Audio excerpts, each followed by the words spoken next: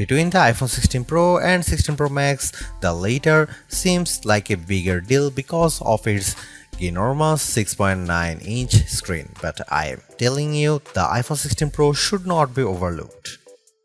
I have been using both of these new iPhone Pros side by side, and I think the regular iPhone 16 Pro is a better value for $999. You get a bigger display than last year, the most powerful 5x zoom that used to be a Pro Max exclusive, and an impressive battery life boost based on our testing. Otherwise, the iPhone 16 Pro has all the same goodies as the Pro Max, including the powerful A18 Pro chip, upgraded 48 megapixel ultra-wide camera, and impressive video features like 4K 120fps slow-mo videos and audio mix for zapping background noise. Apple Intelligence features like writing tools and the new Siri are promising based on early testing of the iOS 18.1 developer beta, but that won't officially arrive until October. As you will see in my iPhone 16 Pro review, this is ounce for ounce one of the best phones you can buy and the best iPhone for power users on a budget, even if there's not a truly wow feature yet for Apple Intelligence yet. The iPhone 16 Pro goes on sale September 20 and starts at $999 for 128GB of storage. It's worth noting that the iPhone 16 Pro Max features 256GB of capacity in its base model. The good news is that you can get 256GB of storage for $100 less than the iPhone 16 Pro Max, and you get the same max storage option of 1TB for those willing to really splurge. The iPhone 16 Pro is still a compact phone, but there is a trade-off with getting a larger display. It's now more of a mid-size phone now as opposed to a small phone as the size and weight have grown. This handset measures 5.89 by 2.81 by 0.32 inches and weighs 7.03 ounces compared to 5.77 by 2.78 by 0.32 inches and 6.6 ounces for the iPhone 15 Pro. So the new iPhone is taller and wider and just as thin, but there's some more heft to it. The good news is that the iPhone 16 Pro is still easy to use with one hand as Apple made the bezels thinner. The design should be more durable too, as Apple claims that the ceramic shield display is 50% tougher. Plus, the band is still made of titanium, which is more durable than aluminum. The iPhone 16 Pro colors aren't very flashy compared to the regular iPhone 16. There's white titanium, black titanium, natural titanium, and the new desert titanium, which is like a soft rose gold. I prefer the desert hue because it looks new.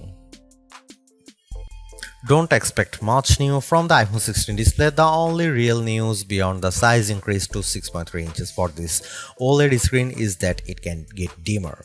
The minimum is now just 1 nit. I put the two phones side by side in a dark room and I noticed the difference immediately. What's the benefit? You can use your phone in bed without disturbing your partner, and if you are using standby mode, the iPhone 16 Pro won't be as bright when you are using it overnight as an alarm clock. Otherwise, you get the same 120Hz refresh rate on this Pro Motion display and the same max brightness.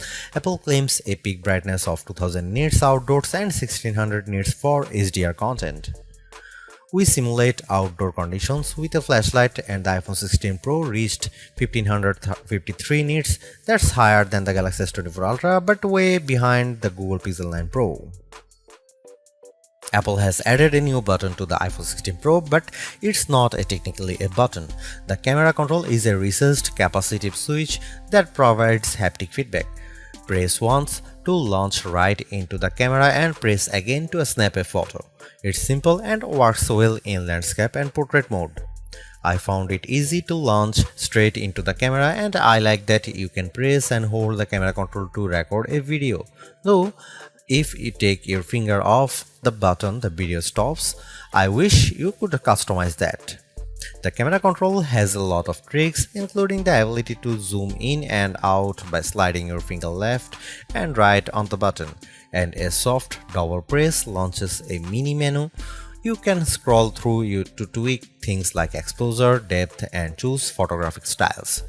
There's a learning curve to camera control, but I'm glad that it's an option. Plus, this frees up the action button on the left side of the iPhone 16 Pro for programming other shortcuts. The iPhone 16 Pro has a few key upgrades that I appreciated during my testing. There's a sharper 48 megapixel ultra-wide camera, a faster 48 megapixel main fusion camera with zero shutter lag, and the 5x tetra prism zoom borrowed from the Pro Max series. In addition, photographic styles are integrated directly into the Camera and Photos app, so you can change skin undertones and the mood effect of your photo on the fly. Plus, you can tweak it after the fact. To test the iPhone 16 Pro's faster performance, I had my son take a photo of me shooting a jump shot side by side with the iPhone 15 Pro, and the result is brighter and more detailed image. How does the iPhone 16 Pro compare to the best camera phones? I shot a number of pictures using the iPhone 16 Pro alongside the Samsung Galaxy S24 Ultra and the Google Pixel 9 Pro XL to find out. I put the ultra-wide camera to the test on the iPhone 16 Pro with this shot of a beach and Apple comes out on top. The colors are more natural through the iPhone versus the Galaxy S24 Ultra, and Samsung's peak looks distorted on the right side by the flowers. Here are some camera samples of iPhone 16 Pro.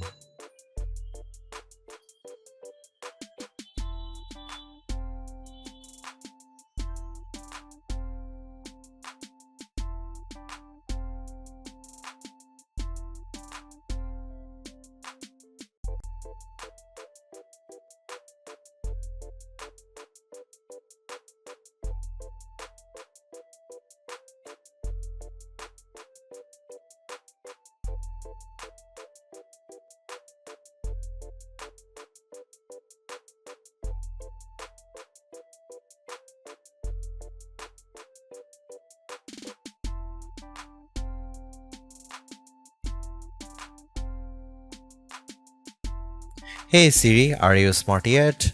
Apple Intelligence isn't officially coming to the iPhone 16 series until October, but I was able to try out some of this feature ahead of its official launch as part of the iOS 18.1 developer preview.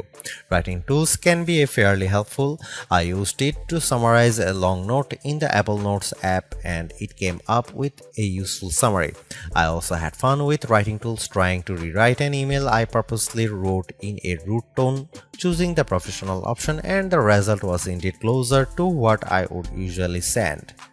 I also used Apple Intelligence to look up how to do various things on the iPhone and get back step-by-step instruction for how to screen record on your iPhone, so you'll definitely spend less time looking up how to at online. On the Photos front, my favorite Apple Intelligence feature is Memory Movie. You can give the Photos app a prompt like a beach memories through the years with an upbeat soundtrack, and you will see the AI go to work sifting through all your photos and videos, and the end result was pretty satisfying, fittingly ending with a sunset peak.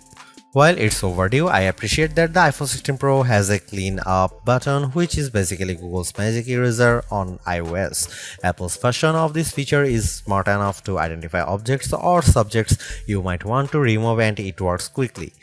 But the feature struggled in some cases to completely erase what I didn't want in the frame. Siri is definitely the biggest upgrade with Apple Intelligence. It's a lot more conversational and forgiving of mistakes as we speak. For example, I was able to correct a timer from 10 minutes to 5 minutes on the fly, and Siri got it right. The new Siri in Apple Intelligence is also better with follow-up questions. For example, I could ask about the weather today and then say, how about the rest of the week? And I got an extended forecast. Siri was also smart enough to answer who do the Yankees play next and what are the odds in succession, though it couldn't tell me who the starting pitcher was. I got several links instead. Another plus is that you can talk to Siri just by typing. You tap the bottom of the iPhone 16 Pro to enter your query, which comes in handy when you can't talk. Siri is definitely getting better, but it doesn't have that wow factor that you will experience with Gemini Live Voice or GPT-40 Voice, where it feels like you are having a real conversation with a chatbot. The iPhone 16 Pro packs Apple's new A18 Pro chip built on second generation 3nm tech as well as 8GB of RAM. Based on our testing, it is indeed the fastest chip around, but not on every test. When I played Resident Evil Village, I was scared as I made my way down a snowy path and stumbled upon some dead birds. The graphics are console grade. I also got to play the Infinity Nikki game, which was in beta, and the lighting and water effects were very impressive. On Geekbench, which measures overall performance, the iPhone 16 Pro is 50% faster than the Galaxy S24 Ultra's Snapdragon 8 Gen 3 chip on single core and 15% higher on multi-core performance. The Pixel 9 Pro series is well behind. To test video editing performance, we use Adobe Premiere Rush and time how long it takes to transcode a 4K clip to 1080p. The new iPhone 16 Pro needed just 21 seconds, which is twice as fast as the S24 Ultra. On the graphics front, the iPhone 16 Pro features a 6-core GPU compared to 5 cores for the regular iPhone 16 models. Apple says you should get 20% faster performance than the iPhone 15 Pro. On the 3D Mark Solar Bay graphics test, which has support for ray tracing, the iPhone 16 Pro was 22% faster than the iPhone 15 Pro. However, that's still 18% behind the Galaxy S24 Ultra, which also delivered higher frame rates on the test. The iPhone 16 Pro Max features a new internal design with a graphite-clad aluminum substructure that's supposed to result in 20% better sustained performance. To test this claim, we ran the 3D Mark Wildlife stress test for 20 minutes. The iPhone 16 Pro turned in a stability score of 66%. It hit a higher overall loop score than iPhone 16 Pro Max but had a bigger drop-off. The Galaxy S24 Ultra's score was worse at 60.4%. Interestingly, the iPhone 16 Pro Max turned in a stronger stability score of 84%, which is better than the 75% from the iPhone 15 Pro Max.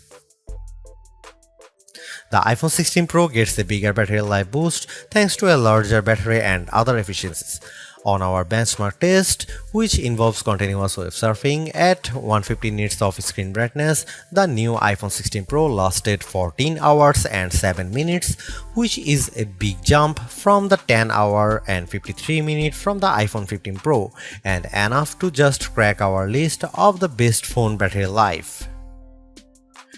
The Google Pixel 9 Pro lasted 13 hours 37 minutes, so it was a bit behind. The larger Galaxy S24 Ultra endured for 16 hours 45 minutes. The bad news is that the iPhone 16 Pro has the same 20-watt charging speeds as before, so it wasn't a surprise to see it get to 56% capacity in 30 minutes. The Google Pixel 9 Pro's 45-watt charger was worse at 49%, but the S24 Ultra reached 71% in the same time.